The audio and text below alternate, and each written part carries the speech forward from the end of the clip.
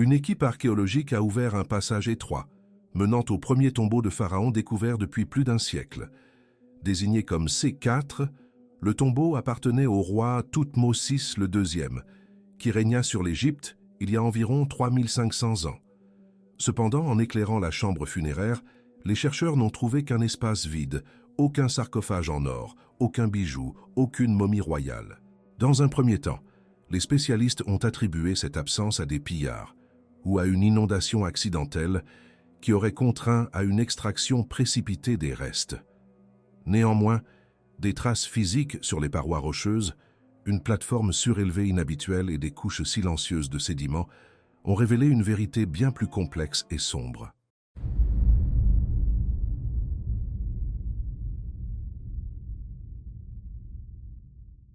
Creusé dans une falaise à environ 2 km et 4/10 à l'ouest de la vallée des Rois, le tombeau a été identifié, après des analyses approfondies, comme appartenant à Thoutmôsis II, un souverain de la 18e dynastie. Lorsque l'équipe dirigée par le docteur Piers Litherland est finalement entrée dans la chambre, après plus d'une décennie de recherche, elle a découvert un environnement ravagé par des forces naturelles. L'enduit du plafond et des murs avait absorbé l'humidité, s'était déformé et effondré. Des traces d'eau marquaient les surfaces, d'épais dépôts de boue durcie obstruaient l'espace. Des fragments de l'Amduat, texte funéraire sacré comparable au livre des morts, étaient dispersés et incrustés dans la boue sèche. Tous ces éléments indiquaient une inondation catastrophique survenue peu après l'inhumation. Pendant des décennies, l'égyptologie conventionnelle a interprété ce scénario comme le résultat d'une erreur d'emplacement.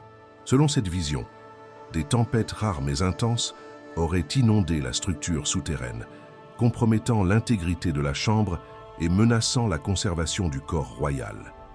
Face à cette urgence, des prêtres auraient brisé les sceaux sacrés et retiré la momie ainsi que les objets funéraires afin de les protéger. À première vue, cette explication semble cohérente, présentant le tombeau comme victime de forces naturelles imprévisibles. Toutefois, une analyse plus approfondie révèle des contradictions significatives. Les tombeaux du Nouvel Empire étaient conçus par des spécialistes hautement qualifiés, ingénieurs, géologues et architectes d'élite. L'architecte principal, Inéni, était reconnu pour sa précision dans l'évaluation des risques géologiques et sa compréhension du flux de l'eau. Son travail visait à garantir que les tombeaux demeurent sûrs pendant des millénaires. Pourtant, des mesures modernes montrent que le tombeau C4 a été construit dans une position extrêmement vulnérable, à la base d'une pente descendante, directement sous 2 cascades naturelles qui fonctionnent comme des canaux actifs de drainage. Lors des pluies saisonnières, de grands volumes d'eau descendent précisément jusqu'à l'emplacement du tombeau. Même un ingénieur débutant reconnaîtrait le risque évident d'inondation. Pour un maître comme Inéni, un tel choix contredit complètement les principes techniques de l'époque. L'analyse des sédiments a révélé une donnée encore plus cruciale. La chambre avait déjà été inondée avant même l'inhumation du pharaon. Cela signifie que les ouvriers, les prêtres et les autorités impliquées dans le processus ont été témoins de l'accumulation de boue et des dommages structurels. Ils savaient, de manière incontestable, que le site serait de nouveau inondé. Malgré cela, ils ont décidé de poursuivre l'enterrement. Ce choix délibéré écarte l'hypothèse d'une erreur accidentelle et suggère une intention consciente. La conception interne même du tombeau renforce cette interprétation. Contrairement au modèle traditionnel qui conduisait le corps progressivement vers des niveaux plus profonds et scellés, le tombeau C4 présente une marche verticale abrupte d'1 mètre et 4/10 entre le corridor et la chambre principale. Une telle caractéristique ne possède aucune fonction religieuse connue et à première vue compliquerait l'inhumation. Toutefois, lorsque l'on considère la présence d'eau, sa fonction devient claire, servir de plateforme surélevée lors d'une inondation. Dans ce scénario, l'eau réduirait le poids effectif du sarcophage, tandis que la plateforme permettrait la traction et le soutien nécessaires à son retrait. Le tombeau a donc été conçu non seulement pour être scellé, mais aussi pour permettre l'extraction. Des preuves au sol de la chambre confirment que ce mécanisme a été utilisé.